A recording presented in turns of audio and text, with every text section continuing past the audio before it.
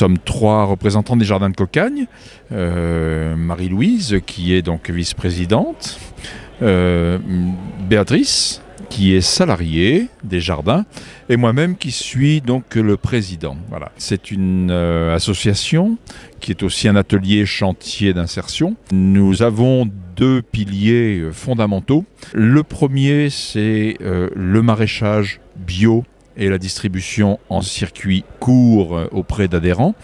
Et puis le deuxième, qui est tout aussi important, sinon plus, c'est bien entendu la dimension humaine, puisque notre mission est d'accueillir des personnes qui ont été laissées sur le bord du chemin. En venant au jardin, ils retrouvent une raison sociale d'exister, de reprendre place au sein d'une société et en même temps de reconstruire un projet social, un projet personnel et un projet professionnel. La place des jardiniers est fondamentale puisque donc c'est bien grâce aux jardiniers accompagnés bien entendu par les maraîchers et puis toute l'équipe que les légumes poussent, sont récoltés, sont préparés, sont conditionnés pour que les adhérents que nous sommes puissent chaque semaine avoir leur panier. Voilà, et donc ça c'est une vraie reconnaissance, ce n'est pas de l'occupationnel, c'est une véritable reconnaissance à travers le travail. L'intérêt, c'est de commercialiser tout autour des jardins. Les adhérents sont des habitants du Mâconnais, de Mâcon même. C'est un circuit très court, oui. C'est des légumes qui sont produits tout à côté, il n'y a pas de transport.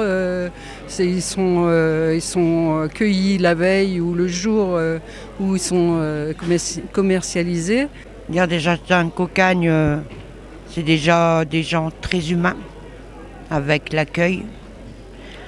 Les employés, on est une équipe qu'on s'entend très bien. On apprend beaucoup. On apprend, mais en même temps, on a des projets de vie.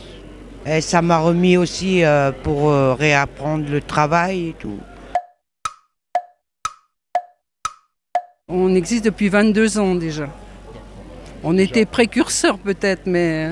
Il y a 1500 personnes aujourd'hui sur le bassin de vie de Mâcon se nourrissent sainement grâce au travail des jardiniers de Cocagne. Donc c'est quand même important, quoi, hein. On a accueilli cette année 2 réunions de clubs entreprises au sein des jardins, dont une avec un repas organisé par un chef étoilé. C'est bien que le monde de l'entreprise, le monde de l'économie marchande nous connaissent et nous intègrent dans leur carnet d'adresses, dans leur réseau, parce qu'ils ont besoin de nous, nous avons besoin d'eux. Hein, c'est clair que...